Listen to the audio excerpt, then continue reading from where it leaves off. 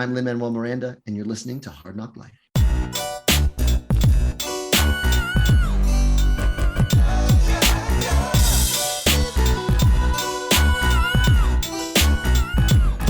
Well, it's the NOC in full color. You see me? The Hard NOC Life. Comics, movies, and TV. Welcome to Hard NOC Life. I'm Keith Chow. I'm Britney Monet. If you guys paid attention to the end of last week's podcast, you might have heard Dominic mentioned, who's not here, by the way. Shout out to Dominic. But he mentioned that we were going on hiatus after last week's episode. Well, that hiatus lasted 1 week because we're back. It didn't even count because it was less than a week. The plan was to go on hiatus through the holiday break and come back after the new year, unless something important happened between now and then. And then over the weekend, we had every single trailer for 2023 dropped all at once. Pretty much, yeah. That's why we're here. We're here to talk about some trailers, and then perhaps we'll let you go on your way and see you in 2023. Again, unless something else, maybe a Flash trailer is going to be dropping any minute now. Who knows? But here we are, Brittany. Did you catch, I think it was Friday, they just literally dropped every single trailer. It was a Transformers trailer, Indiana Jones trailer, Guardians 3. There was even it wasn't really a trailer, but a little short Ant-Man video that had some extra footage from Quantumania. So it was like the mother of all trailer days. Yeah, I didn't catch the little extra footage of the Ant-Man thing, but I did see the other trailers that were named except for The Last of Us. And if there's any other trailers, I didn't see those. But I'm going to watch, like I was just telling you, I'm going to watch The Last of Us just because of who's on it. So. Oh, you mean Mandalorian season 3? Yes. But, speaking of Mandalorian, though, I think I saw some news. I don't know how true it is that Christopher Lloyd is going to be on the actual Mandalorian season 3. Yeah, well, they did announce that March 1st is when it comes back. So we have a date for Mandalorian. So yeah, that I think that was confirmed because I feel like that was previously announced. But I didn't know that they had said that he was going to be on the show, so it's new to me. And if I said it before, I totally forgot. So, well, March 1st we finally get Mandalorian back. But if you need your Pedro Pascal and a kid, The Last of Us dropped its trailer. I'm not exactly sure when that comes out. That's coming out, I think, sooner than yeah. So yeah, if you need your fix, that'll definitely be there. But yeah, we're here to talk about a bunch of trailers that dropped on Friday. Specifically, the Transformers Rise of the Beast trailer, the Indiana Jones and the Dial of Destiny trailer, and the Guardians Volume 3 trailer. And I was mentioning it earlier, part of the reason so many trailers are dropping is that this weekend was, I think it's called CCXP, which is basically the Brazilian Comic-Con, which has become San Diego Comic-Con for South America because all the major things come out of that nowadays, right? Last year there was a bunch of stuff coming out of it. This Brazilian Comic-Con has become a huge deal. All the studios are there, and that's why we got so much stuff. We got a poster for Blue Beetle. We got a poster for John Wick 4. So many things come out of Comic-Con XP. So yeah, so let's start. We'll save the Disney ones for later. Let's start with Transformers Rise of the Beast because I don't know how much of a Transformers fan you are, Brittany. I kind of watched the original cartoon here and there, but I definitely liked most of the movies, and I think I haven't seen maybe the ones with Mark Wahlberg, but I did at least the first few with Shia LaBeouf. So being not that invested in the original Transformers, you didn't have a problem with Michael Bay's take on the Transformers.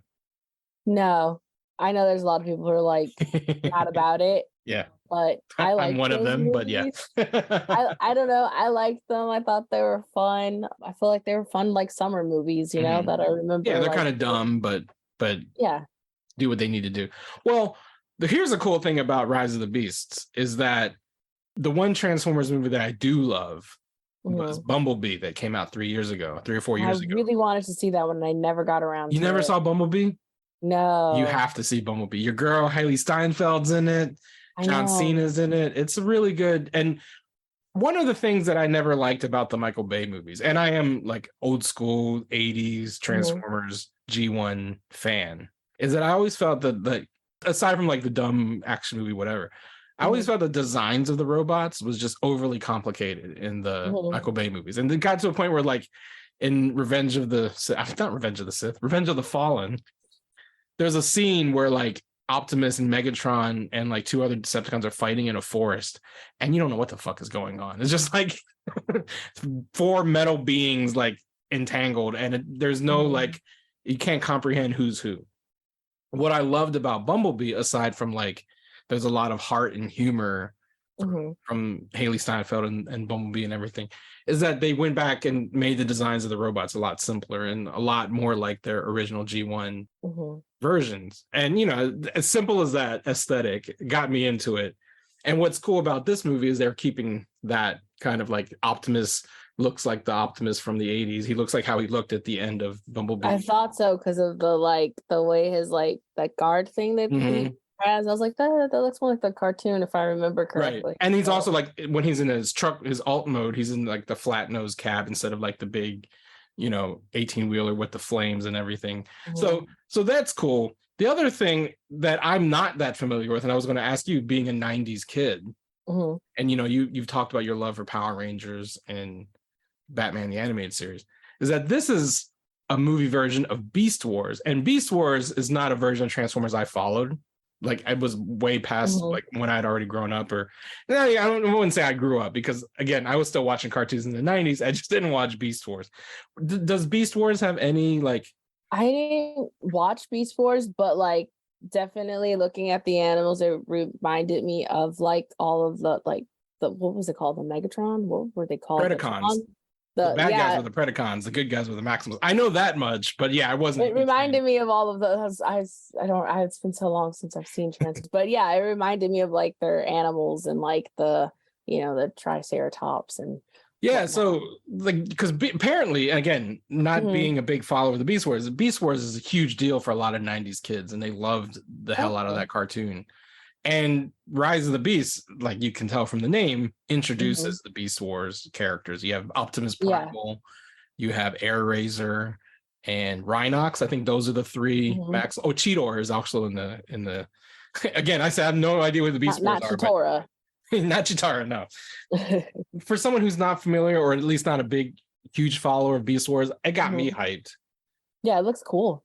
Looks real cool. Like give me a giant robot gorilla and a giant robot cheetah. Come on. That looks dope. Yes. And Anthony Ramos. And of course, the Hamilton connection, you got to bring in Philip Schuyler himself. So that's what I'm excited about. I'm excited that it's like, you know, continuing what I loved about Bumblebee. So you should definitely go check out Bumblebee in the next couple months before this drops in June. And it's gotten me like, now I want to maybe go back and revisit the Beast Wars, just because like they look real dope in this movie. Yeah. Did you have any other thoughts about like what you saw in the trailer? I just thought it looked cool, and I was like, Bumblebee, when they showed Bumblebee. Looks like Bumblebee gets stabbed through the chest though. I know, and I was like, no. Did you check out who the voice cast is? No, but the one voice sounded really familiar, and I think is there a new voice for Optimus Prime? Because it didn't sound like the original guy. Well, Optimus Prime is still Peter Cullen. It's still the original Optimus Prime from the 80s. But Optimus Primal, who's the gorilla, that's Ron Perlman. Oh, that's who that. That's Hellboy. I was trying to figure out who that voice was, because I was like, I know that voice. Yeah. But I don't know why what's his name sounded different. Well, maybe it's because like Primal and Prime kind of sounded like they were talking to each other, which is weird because another thing I do know about Beast Wars is that in the original cartoon, they were actually descendants of the original Transformers. Like Beast Wars took place like thousands of years in the future. So Optimus Primal, the gorilla, was actually a descendant of Optimus Prime that we know. But I guess in this continuity, they're separate beings, because you get Optimus Prime and Optimus Primal talking to each other where they're supposed to be like ancestors or whatever. So the reason I brought up the voice cast is that there's a new Transformer. We've seen him before, but there's a Porsche in the trailer, that the one that Anthony Ramos rides in. Yes. And I think the Porsche and Anthony Ramos is going to have the same kind of connection that like Shia LaBeouf and Bumblebee had in the original. And the thing about it is that for me, again, as a big G1 fan, my favorite Autobot is a Porsche named Jazz. That's not Jazz in the movie, unfortunately. The character that the Porsche transforms into is a character named Mirage, and I know that because in the trailer he shoots like holograms of himself, and that's one of the things Mirage does. But and also when he transforms into a robot, he looks more like Mirage than Jazz. Anyway, getting too Transformers nerdy on you, I understand. But the voice of Mirage in the movie is your boy Pete Davidson. That's awesome. I love Pete Davidson. If you had another reason to go check out Rise of the Beasts, I most definitely. Pete Davidson and Anthony Ramos are probably going to have a lot of scenes together. Oh yeah, that looks fun then. Even more fun. Like, yeah, I love Pete Davidson. So that came out, and I was like, "Holy shit! This is the like coolest trailer to come out today." And then Disney was like, "Hit you with a 1-2 punch." Yep. So they dropped a Guardians trailer on the heels of the holiday special. Like, yes, one of the reasons we thought last week was our last show of the year was that like, well, there's nothing else to talk about. We got the holiday special, and we finished Andor. See you in 2023. And then James Gunn was like, "Hold on, I got some more Guardians goodness for you." Yeah. Let's start with that one.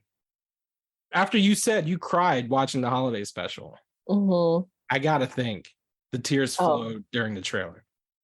No, they didn't flow, but I was like, oh, I'm not gonna survive this movie because if they kill Rocket, if Rocket is the one who dies, I am going to be in a mess. I love Rocket. Rocket's kind of like obvious it's Rocket though, right? Like, yeah, everything in the trailer is pointing to that. Could be misleading. It might not be Rocket, you know? Like, I don't want to but either way, like, I want to prepare if it's Rocket, but like, I don't want it to be Rocket. But yeah, I know it looks so good. And I've seen the clip too of Drax throwing the ball at the little girl's face. I've watched that so many times. I feel so bad for laughing every time, but that's really funny. Yeah, and apparently that's the Counter Earth, which is an Earth full of, I think, what are they called? The Animen? This is where we need Dominic. Dominic's deep, vast knowledge of like the obscure Marvel characters. But from what I've been able to like research, the main villain in this one looks to be the High Evolutionary, played by the actor who portrayed the main butterfly in Peacemaker. Yes. And he's the High Evolutionary. And I know in the comics, the High Evolutionary created like a race of animal people, which it looks like that's where Rocket's from. And I think the big story point is probably the High Evolutionary is the one who created Rocket because he created all these like animal human hybrids. But yeah, it seems to be like, you know, Rocket gives the there's a scene like a close up on his face and he's all beat up and he's clearly giving like a deathbed motivational speech. You see Peter like screaming. You see Mantis like screaming, like something emotional is happening. It's got to be Rocket because hopefully. I don't think. Not hopefully. Why did I say hopefully? I mean, gosh, sadly, it's gonna probably be him, but I don't want it to be. But I feel like he knows that Rocket is the one that most people are gonna be upset about. So like. And I think James Gunn has said this is, I mean, it's clearly his last movie because he's off running the DC universe. Yeah. And, you know, and I can't see anyone else wanting to do a Guardians 4 without James Gunn. It's like James Gunn is so associated with the Guardians characters. And so if like James Gunn's like, I'm going to go out with a bang, why not kill off Rocket? And especially because, you know, Rocket was the one, I guess he and Nebula were the ones who survived this blip. And it's kind of almost fitting that like now that everyone's back, Rocket, because like, there's a line he gives in the first movie where he's like, I don't got that long to live anyway. Because, you know, he's a raccoon. Raccoons don't have a long lifespan. So kind of makes sense that he kind of died. But the sad tragedy is that like he lived those 5 years without his family. Like Groot died and everyone died. And then they finally come back and then he dies. So that's almost, now that I think about it, that's like even more tragic. It is. It's like, oh God, it's going to be so sad. And he just got Bucky's arm. I know. Which is, I don't know if it's like, it's funny, but at the same time, I feel like it's a little ableist to laugh at. Like, yeah, that's true. I did see some of that criticism that Rocket's whole like gag throughout all three movies has been a bit ableist, but yeah, but no, it looks fun. Adam looks great. Oh, that's right. Yeah, we finally see Adam WarRock after he was teased in Volume 2. Yeah, he looks great. I'm excited. Will Poulter, he's always really been great in everything that he's been in. Even if he's playing characters that get on your nerves, like he's just always so good. So I'm really excited to see what he's going to do with this. And he looks really good as Adam WarRock. And Adam WarRock, again, he's one of the weirdest Marvel characters like of all time. And it's kind of like when they teased him, you kind of thought, okay, the Infinity War is coming up. He's going to have a big role because in the comics, the Infinity War was basically Adam WarRock versus Thanos in a way, right? Mm-hmm. Again, like we've gotten so deep in the MCU, we're like at all the weird ass characters now. You know what I mean? But yeah, like just to see how he finally comes about will be interesting. Yeah. And of course, we see Gamora. Gamora's gonna be back for this one. Yeah, I'm just trying to figure out how exactly they're gonna bring her in because, like, it's she Gamora from a different timeline. I mean, right? no, She not should be timeline. because she is the Gamora from 2014 that doesn't remember Peter or anybody. Well, see, the thing is, though, she would technically be dead because either when they did the snap at the end, they either sent people back to their proper timeline or they were killed when he did it because Thanos is gone. Right? They dusted them all. So that's why I don't know if they're like officially like quote unquote. Oh, I see what you're saying. Dusted, like, or if they were. It looks like they dusted, but they just returned back to their proper point in the one timeline. of the, and this might be a fan theory, one of the things that I remember seeing is that the way that they made Gamora survive is that what Tony wished wasn't, you know, everyone who came through the portal gets dusted. It was all of Thanos and his minions. And Gamora had already, I guess, broken from Thanos just in time. Because wasn't she helping them? She ended up for a second, but then like they couldn't find her after that. Right. But she was fighting with the Avengers because in the like all the badass female warrior scene, isn't Gamora with there? them? No. They don't show Gamora in there? I feel like I see Gamora in there. I would have to go and watch it again, but I feel like she's not there. I think Nebula is there. I just don't think Gamora is. Maybe she is. I don't remember. It's been so long since I've watched that. but anyway, but somehow Gamora is in and I think it's the Gamora who disappears at the end of Endgame. I don't think they would go and find yet another Gamora. That would be weird. I guess we'll just see how it all plays out. That's my only thing. I'm just like, how is this gonna play out? But wouldn't that mess up the timeline? Because if the Gamora from 2014 doesn't fall back into her timeline and does what she's supposed to and dies by there's no more TVA to like keep that shit straight anyway. So. That's right. Yeah. The multiverse has already collapsed. All right. We'll see. Yeah. Oh, speaking of like the TVA, I don't know if you saw that Miss Minutes, because she has a Twitter account, tweeted, "Oh, hi, Deadpool." Yeah. And Ryan Reynolds responded saying, "Hi, Miss Minutes." That's how they're bringing Deadpool into the MCU. It's going to be a multiversal timeline thing, which makes sense. I mean, that's the only way it works to bring in, especially someone who's already established in a different universe. It only makes sense that. So I bet Ms. Minutes is in Deadpool 3 is what they're basically. My brother is thinking that Louis Tan is returning because I haven't checked Lewis's Instagram, but my brother said that Louis Tan posted something about what is his name of the character? Shadowstar. Yeah, he said he had posted something about Shadowstar, so he was just like, I think he's back. Well, I mean, that would be cool, but at the same time, when Lewis was hyping Shatterstar for Deadpool 2, it made it seem like he had like an actual role, and my man was in the movie for like 30 seconds. So yeah, so is Bill Skarsgård is one of those people too, and I love Bill Skarsgård. So for them to both like die in the like 20 seconds into the movie, I was like, oh, this sucks. Yeah, and of course Brad Pitt had the biggest cameo, so it didn't matter that they were in it. So, so finally, the last trailer that was dropped, and this was, and I've known for a few years that Indy 5 was coming out from Disney because Lucasfilm is now with Disney, but to me it's still weird that Indiana Jones is coming out from Disney. I don't know why. It's just like, I do know why, because for I think all 4 original Spielberg directed Indy movies, he integrates the Paramount Pictures logo into the film. Like I think it's the Raiders where like the the Paramount logo turns into like a little molehill that they drive over or something like that. Or maybe that's Last Crusade. I just remember like the Paramount logo being integral to like indie movies.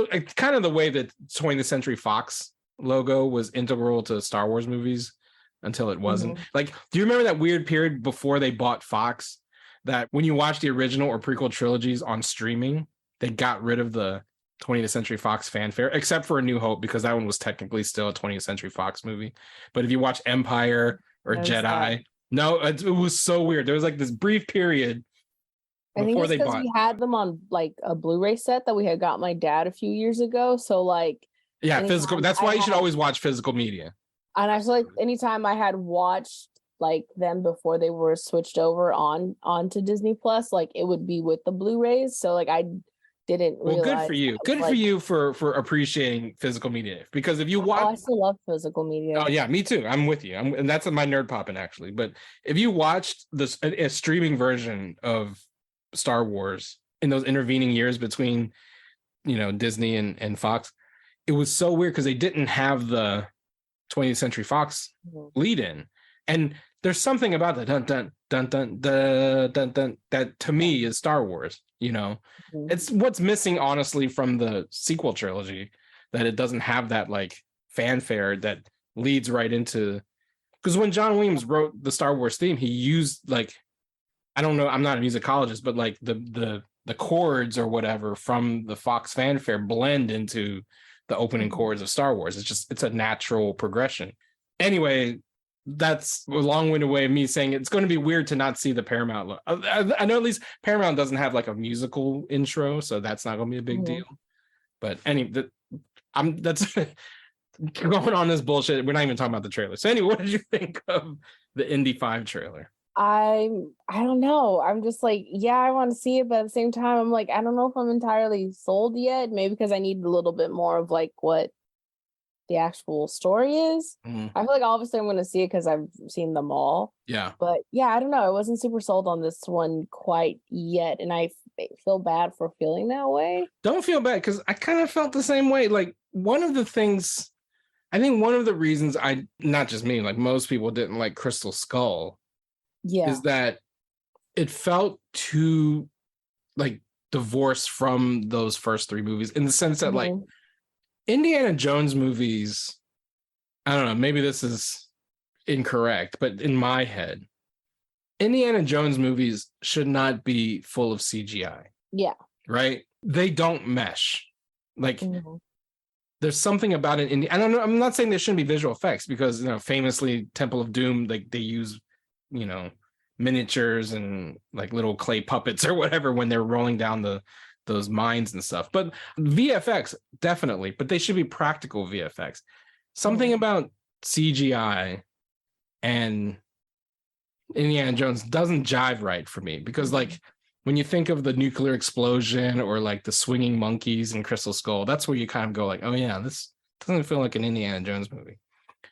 And Dial of Destiny is just like, I don't know. There's like a real shitty like Indy on a horse scene in the trailer. Like the de-aging isn't convincing to me. Like there's just something weird about. I mean, I love Phoebe Waller-Bridge. I'm glad she's like. It's kind of cool that she's in a movie with like the original Han Solo after watching her and be the droid in Solo. But I do have hope, because I think she co-wrote the screenplay.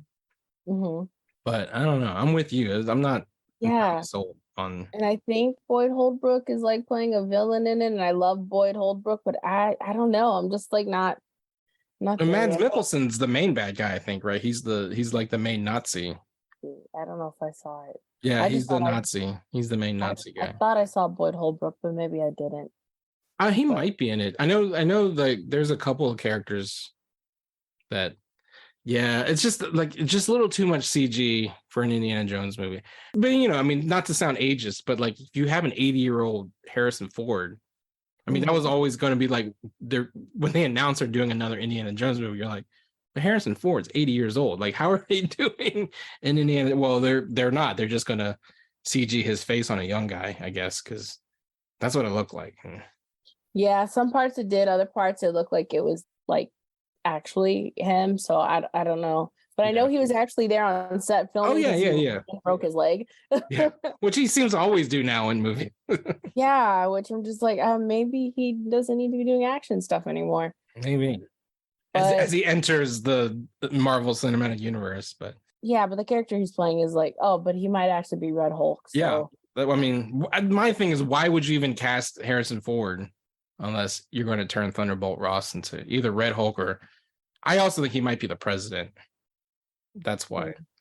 And if he is the president, I hope he has a scene where he punches someone on Air Force One and says, "Get off my plane." That would that would be worth it for me if that happens. That's the only reason I would accept you casting Harrison Ford in the MCU. So anyway, yeah. So it seems to be we're hyped for Rise of the Beasts, hyped for Guardians 3, less hype Indiana Jones and the Daleks. And I just feel so bad because I feel like if anyone had told me before seeing any trailers which one would probably have the better trailer, I would have assumed Indiana Jones. Oh yeah, like straight up. So the fact that it's not, it's just kind of like, or maybe that's my thing. I had too high of expectations for it that I was just like, So I mean, it was one of those things. Like in the moment when I first watched it, I was like, yeah. Because there's this line, there's a scene in the trailer, like when the theme really kicks in, when like this like horn blast of the like da da da da da da da, and just like again, it just tickles those nostalgia strings. But like upon rewatch, it was just kind of like, oh, that scene looks weird. Scene looks weird, and that CG is, And again, I understand like how much they're pushing VFX people right now, and we shouldn't be critical of CG. Yeah, I just know that it's not their fault entirely. So that's for. But that's why I also like don't rely so much on CG in an Indiana Jones movie. You know what I mean? Yeah. Like you shouldn't have to have like all this green screen shit. So yeah, or just I don't know, find better ways to actually use the volume because I feel like it looks so great. It looks so great on Mandalorian and even on like Kenobi and then the Batman, and then I feel like all of the non-Star Wars and non-Batman project that I've seen the volume being used on, well, mainly like from Disney, it hasn't been. It doesn't. Do you know that they're using the volume for Indiana Jones? I don't know, but I would just assume because they used it for Thor: Love and Thunder, and just like it didn't look good. Like Thor: Love and Thunder compared to Mandalorian looks like, the Mandalorian looks like it was like prestigely shot. Yeah. So it's just I guess I don't know. Guardians, the holiday special. I mean, so much of the holiday special took place like, to me, it looked like it was on a set. Stuff. I mean, of course, they shot a lot in LA, but like, I guess the nowhere doesn't have to be that. It wasn't that like. But that could have been the volume too. Yeah, that might have been. I think the volume is in like. I think there's the volume out here, and then I think they have one in London. Yeah. So. Right, because the Batman was actually shot in London's version of it, which was wild. Because like watching the movie, I had no idea that they shot it on the volume. No, especially the car chase scene. Yeah, the Batmobile scene was all fake. And I was like, what? Yeah, I thought it was like actually there, had like that's good. That's when you have good filmmaking as well as like, a decent VX team or just knowing how to, I don't know, utilize that type of technology to your best of the, I don't know. The Batman to me is still my favorite comic book movie of the year. Yeah. No, that's a good point. And I just think like, without having to criticize like the artists doing the CG work, I just feel like this is over reliance on CG maybe, because if you think about it, if one of the theories I've read is that like Dial of Destiny could be like a time travel movie, and that's why there's like a lot of young indie scenes. That's what I was thinking, but I was like, I don't know, because it felt like I couldn't tell what time period he was even supposed to be. Well, I think the idea is that like the present of the film is 1969 because it's going to be like 30 years between films. And so it's like the late 60s, but then so much of the trailer looks like it's set in the 40s with a young Indy. But then like old Indy looks like he's in the 40s too. So like I don't know if it's like old Indy somehow travels back in time and he sees like himself. Yeah, I don't know what's going on. Yeah. I mean, that's the thing, like time travel. I love time travel stories, but like, I don't know. Not I love time travel, but I don't know. I feel so bad for not being sold on this. I know. I'm movie. such a fan of well, put it this way. I'm a fan of the first and third indie movies. I don't really like Temple of Doom and I don't like Crystal Skull. I know it's so racist, but I love Temple of Doom. I like Short Round. I think I don't know. I watched I think as a kid because I just always really gravitated towards Temple of Doom as a kid. I didn't realize as a kid that I'm watching something. I mean, Temple of Doom back then too, it definitely was felt quicker pace and more action than Raiders. Raiders is a very old school kind of movie. I can see why a lot of young kids don't like Raiders. Yeah. Last Crusade's my favorite. That's the one I like. I would probably rewatch the most. But I wonder if indie is kind of the opposite of Star Trek movies. Like Star Trek movies, it's the odd number ones are bad and the even number ones are good. Maybe indie, the odd number ones are good and the even numbers are bad. Bad if those people who don't like Temple of Doom. And if that's the case, Dial of Destiny might be good because it's the fifth one. But I don't know. There's still some time left. I think it comes out in June. Is that when it says it's coming out? I think so. I think a lot of it's May. One was May. One was two of them were June, maybe. Oh, maybe that one. I don't remember I think Guardians is May. Guardians, I think, is May. So Indie's June and Transformers is June. So yeah, a lot of stuff coming out. I joked earlier. I feel like there's a Flash trailer. That's on the way. They showed a rekindled version of the logo, which actually isn't even a new logo. Everyone was like, here's the new Flash logo, and it's the same Flash logo, just on a different background. But Flash has a presence at the Brazilian Comic-Con.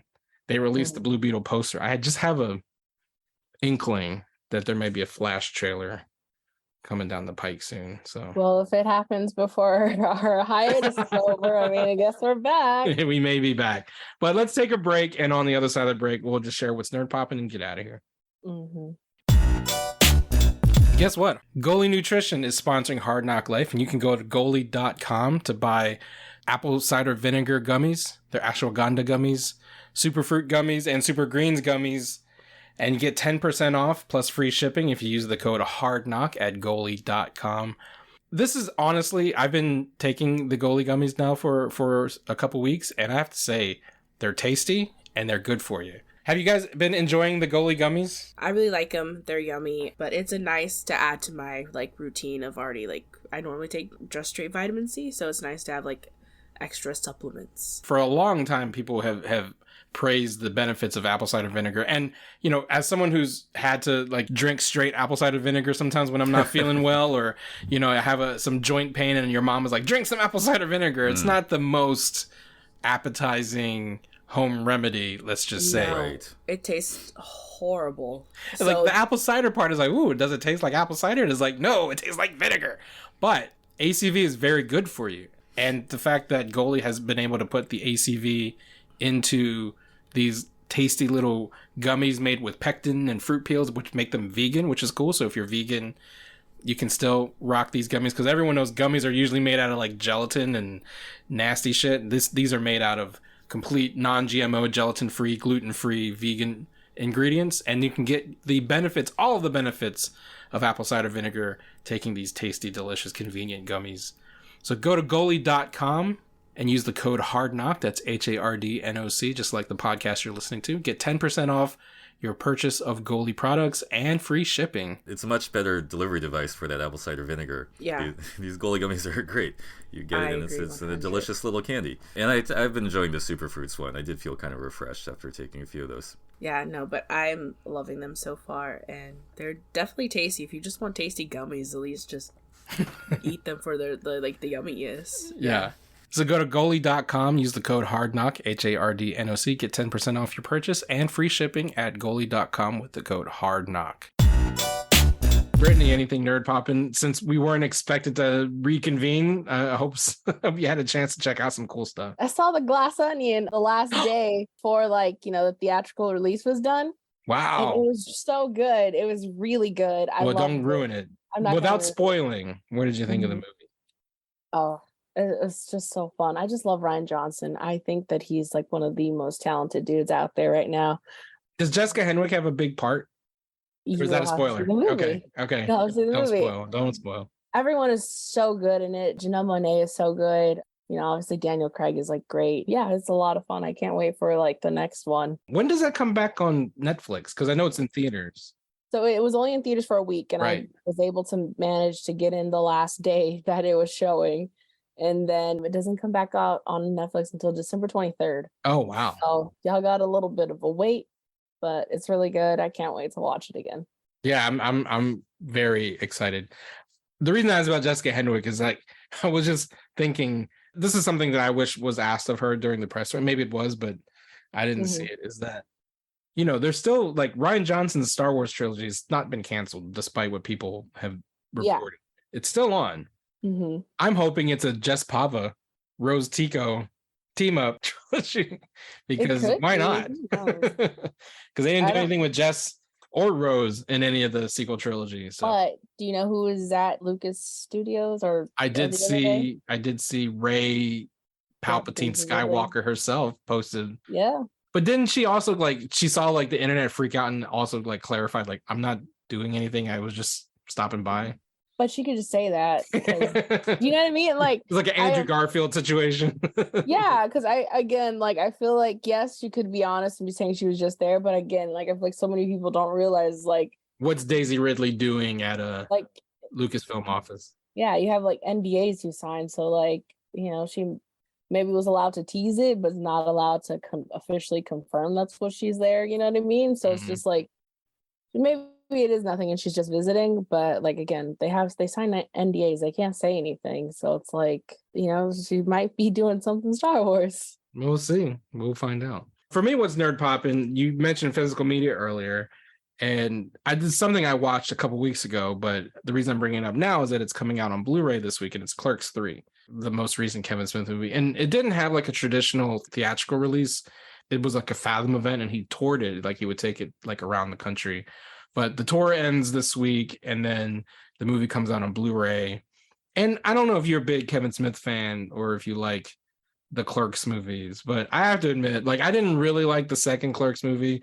The first Clerks movie is formative just because, it came out when I was a teenager. It was one of those movies that you just inform who you are as a person. It was, and I think what people forget nowadays, now that nerd culture has ascended, is one of the revolutionary things about that first Clerks movie for me as a nerd was this was a movie where people were referencing Star Wars and Marvel, and you didn't see that shit anywhere. It was speaking in code to people like me, and of course now everyone, you make a Star Wars reference in something and everyone gets it, but in 1994 making a Star Wars reference was you're only speaking to a certain subset of people. Star Wars was not everywhere like it is now.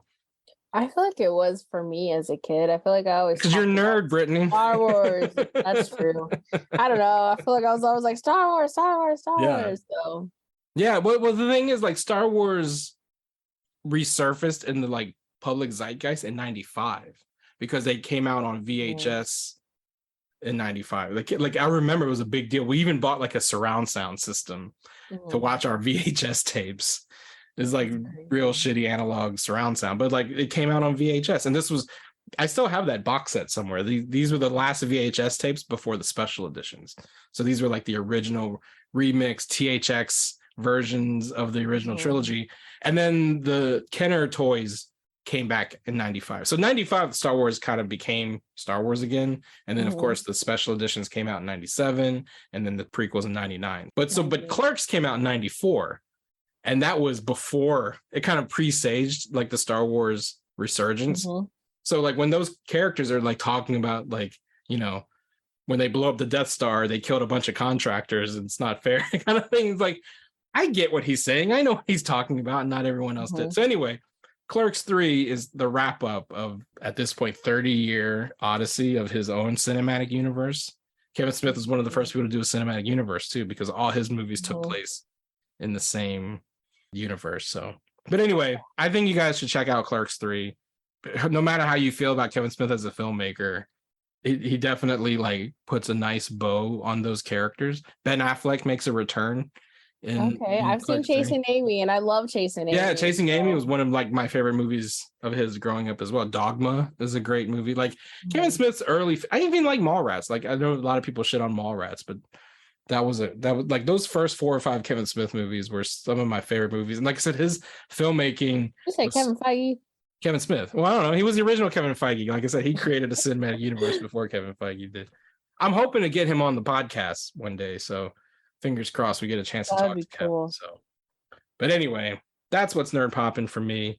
I promise this is the last Hard Knock Life of the year, unless it isn't. But until then, Brittany, how can people find you on the internet? You can find me at Hi Brittany Monet on Twitter, Instagram, Tumblr, and Hive, which I don't know if Hive is down right now, but Yeah, I am on Hive's been Hive. having problems. It's only because like It's like people 2 don't know. people. Yeah. Yeah, it's only 2 people running it. So like I know if I've said this so many times on the podcast already, it's because I feel like I see so many people complaining about it. But it's just like when there's only 2 people running a social media site, like yeah, it's gonna have some problems and delays. But I think it's just because they can't afford to actually pay to have other people work for Right. them yet. So it's like they're not trying to, have underpaid people and whatnot. Yeah. Well, you can find me on Twitter for now at the real Chow, _real_Chow, and just the real Chow on Hive. Follow me on Instagram at real Keith Chow, and follow the Nerds of Color at the Nerds of Color on every social media platform, including Hive. Also, go to hardknockmedia.com to find this and all the podcasts in the Hard Knock family. Give us a like and a review if you do. Find our videos at youtube.com/the Nerds of Color and give us a like and subscribe there. Support us on Patreon at patreon.com/the Nerds of Color and buy our merch at tpublic.com. Search for the Nerds of Color. Brittany, until next time, which may be sooner than later. Will out of bots.